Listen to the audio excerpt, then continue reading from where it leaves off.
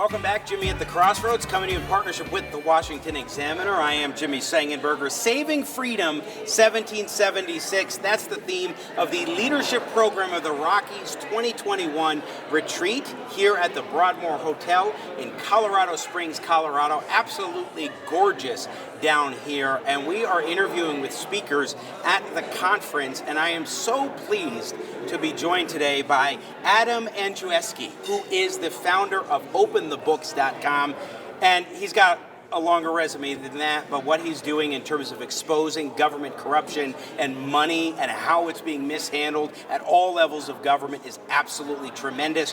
Adam, welcome to Jimmy at the Crossroads. Well, it's great to be on the program, Jimmy. We call it a target-rich environment. That's the military term for this. And what we see at every level of government is just abject waste, fraud, corruption, and taxpayer abuse. Local people need to get engaged. I got Jimmy at the Crossroads, making sense out of nonsense.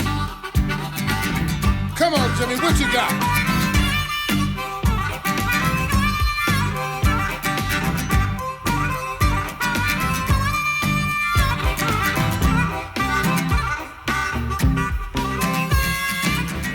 How did you get to founding openthebooks.com, and how did it come about and why? So after I had a liquidity event as a private sector entrepreneur in 2007, it was a heyday. So I was able to monetize a print Yellow Pages publishing company 1 year before Steve Jobs invented the iPhone. Oh, wow. So multiples were at an all-time high, never to return.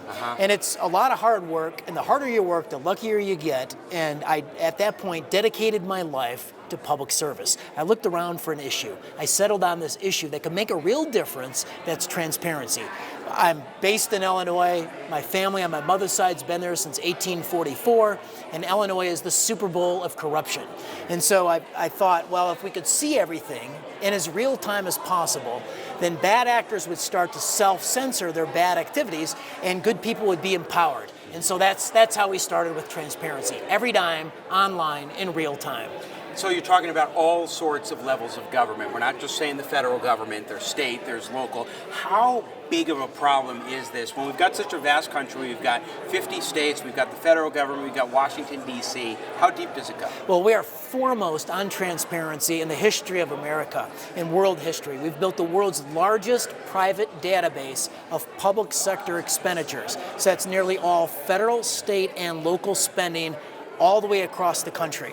So last year we filed 40,000 Freedom of Information Act requests. Wow. And we successfully compiled $6 trillion in federal, state, and local spending. So for instance, in your hometown, wherever it is across America, you can come to openthebooks.com, and we have virtually every single public employee's salary and pension record in your unit of government, in your local units. And so you can review that and hold your elected officials accountable for the decisions that they're making. Now, recently we talked on the radio about lifeguards in Los Angeles County. Just as one example of a very localized instance, talk to me about why I should really change careers. So, life's a where beach. I live. Yeah. Life's a beach when you're an LA County lifeguard. The top paid, we broke this in my column at Forbes with about 650,000 views. And then the Wall Street Journal ran my editorial on the top paid lifeguards in LA that make up to $392,000 a year. And so we found 81 of them make over 200 grand. 7 of them made over $300,000. We found a single lifeguard, Jimmy, in a 5-year period, made $630,000 on overtime alone. And so, you know, it gets a little worse. Since the last time we talked, we also found their retirement pension benefit, 30 years and out. At 30 years, as early as age 55, they can actually retire on 78% of their cash compensation for the rest of their life with cost of living adjustments.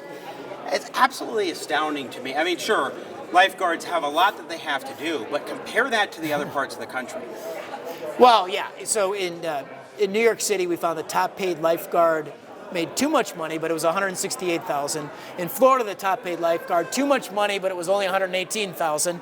And that shows you the difference between, you know, big government states with a heavy boot on the neck of taxpayers like New York, like California, the pay, pension, and perks are out of control, versus well-run financial states like Florida, which the boot of government is a lot lighter on the private sector. Yeah, talk to us a little bit more, Adam, about that differential between the big government states where the government's more heavily entrenched in the economy and in different aspects of life versus the lighter touch, because it would make sense to me that it just seems logical that the state with the lighter touch and less intrusive behaviors and activities would be a little bit better at spending the money, especially if they're very transparent about it. Well, and people are voting with their feet, but what we do at openthebooks.com is we put the hard data behind the reasons why they're fleeing high-tax states like New York and California. Here's a great set of data. It's very simple. California has about 400,000 highly compensated public employees. That salary, in our definition, is 100,000 or more. 400,000 of those people. New York has about 250,000 of six-figure public employees at every level. Florida has 50,000. Texas has 80,000. So right there, you see why Florida has more people than New York, but about 5 to 6 times fewer highly compensated six-figure public employees.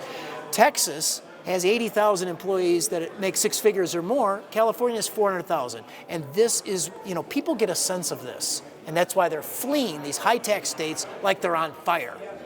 Again, we're talking with Adam Andrzejewski. He is the founder of openthebooks.com. And Adam, every time, we've heard about financial malfeasance, and I don't mean like necessarily corrupt.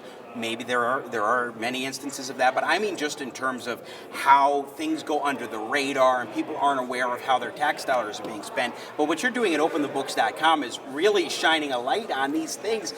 Just as I'm hearing you talk about, especially the salary component, let alone so many other things, it's mind-blowing.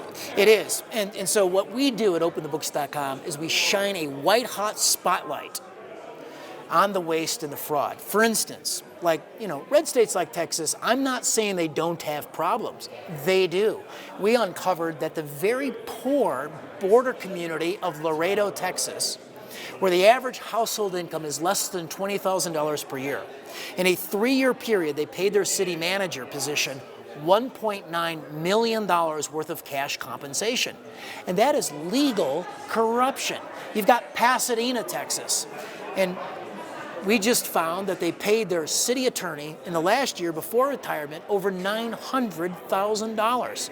You've got Chandler, Texas, that in the last year before retirement, they paid their city manager over $800,000 on his way out the door.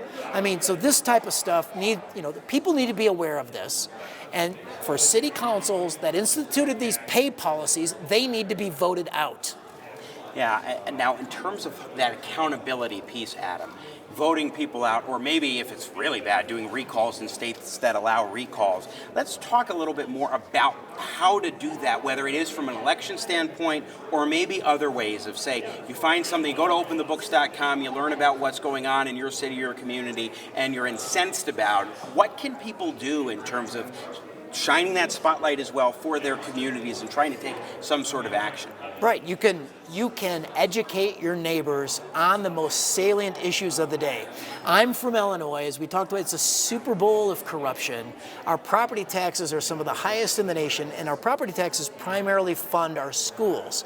So we've got superintendents, we've got 7 Illinois superintendents out, retired, on lifetime public pensions, annually exceeding $300,000. That incenses people. It drives them absolutely crazy. We have, in Chicago, you've got tree trimmers that lop off $105,000 a year. And so, all of this is actionable intelligence. You take it to your neighbors, you galvanize local armories, and you insist on a new day. As we begin to wrap up with you, Adam, when it comes to a website like openthebooks.com and how long ago did you found the organization again? So the organization was founded in 2011, Illinois-centric, and one of the first things we found was a school district treasurer whose pay went from $164,000 to $296,000 the next year. He was eventually indicted, and he spent time in prison for converting his vacation and sick days into his pay. So in the 10 years that you've been doing this, has it gotten worse? Has it gotten better? What's the dynamic shift over this past decade? So at the federal level, I think with President Joe Biden proposing $6 trillion worth of new spending, it's brazen, it's stunning, and certainly that is a move in the wrong direction. With our national debt in 2008 at $10 trillion when Barack Obama came into office, after 8 years of Obama, Trump comes in at $18 trillion worth of national debt. After 4 years of Trump and a national pandemic, we've got $28 trillion. Biden passes the American Rescue Act, no Republican votes, only Democratic votes, $2 trillion. We're going north of $30 trillion on the national debt. The trajectory is not good. And especially when so much of it is wasteful spending. I mean, there are a lot of programs that we could talk about whether or not they should be in existence. My view happens to be most federal programs shouldn't be in existence, should be cut away. Well, and it's duplication nation. That's it. That's what I was getting at, is a lot of it is duplication. A lot of it is, from my vantage point, constitutional questions about whether or not a program or a department should be in existence. But there's also the question of if you have such massive spending, there's so much waste that's going to get under the radar. Well, and our team has found just recently, and we'll break news on your show, a $500,000 grant went for the hydrodynamics of defecation.